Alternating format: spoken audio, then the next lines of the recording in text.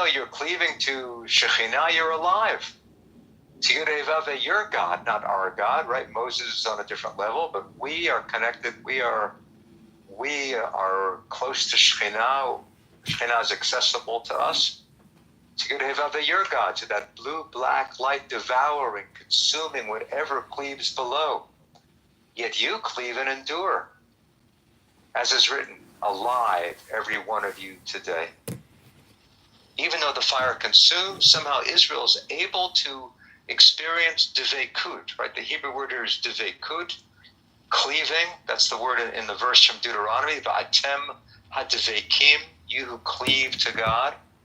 So Israel can cleave to God and yet remain alive. That's the wonder. That's how we can reconcile these two verses. We should cleave to God. Even though Shekhinah is a fire, we're able to withstand that. Above the white light hovers a concealed light, encompassing it. This is the allusion to Bina. Okay, so Malchut, Shekhinah is the blue light. Tiferet is the white light. Higher than Tiferet is Bina. It doesn't even name a color here, but Bina is a more concealed, hidden realm. Okay, the Divine Mother. Above the white light hovers a concealed light encompassing it. Here abides supernal mystery. You will discover all in the ascending flame, wisdoms of the highest. If you meditate on a candle, if you penetrate the outer surface meaning of those colors, you can imagine divine qualities. You can discover everything by gazing at a candle. Look down at the note 1352. I bring something here from a famous scientist. 1352, you will discover all in the ascending flame. See the remark of the 19th century physicist Michael Faraday at the beginning of his Chemical History of a Candle. Okay, this is a little booklet that Michael Faraday wrote, Chemical History of a Candle. And look what he says. There is not a law under which any part of this universe is governed, which does not come into play and is touched upon in these phenomena. Okay, that may sound hard to understand, but now it becomes clear.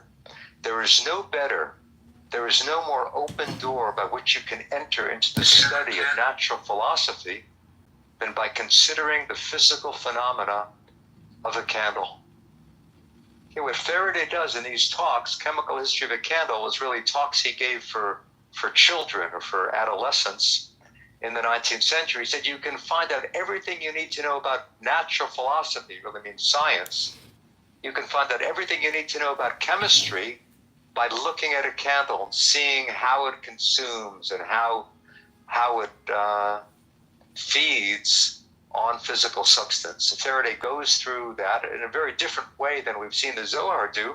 But look what they share. Both of them say you can understand everything by looking at a candle. All of science or all of mysticism, you can understand the deepest secrets of nature, of being, of reality, if you meditate on a candle. It's beautiful there to see science and religion harmonizing in a certain way.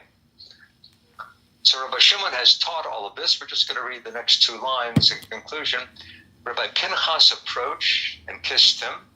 Rabbi Pinchas kissed Rabbi Shimon, saying, "Blessed be the compassionate one that we happened to meet here. I'm so glad I ran into you, because look at the Torah that I have learned." Okay, let's stop the share and let's discuss this a little more. And I'd encourage people to ask questions either about this specifically, let's give that a few minutes, but then just more generally, Kabbalah, mysticism, Torah, anything that comes to mind, either in the chat or if you're adventurous, you could raise your hand and we may be able to call on you. All of mysticism. So Howard has something to say. Howard says, in talking about Israel and cleaving to the light that consumes everything. So that's a very dangerous place to be, isn't it? I'm kind of paraphrasing. And the way we can protect ourselves, according to Howard, would be, well, we do the mitzvot and we adhere to the principles of faith, and that protects us and allows us to come close to this flame. But that does not imply great risk. In other words, can't this lead to self-destruction because we're so close?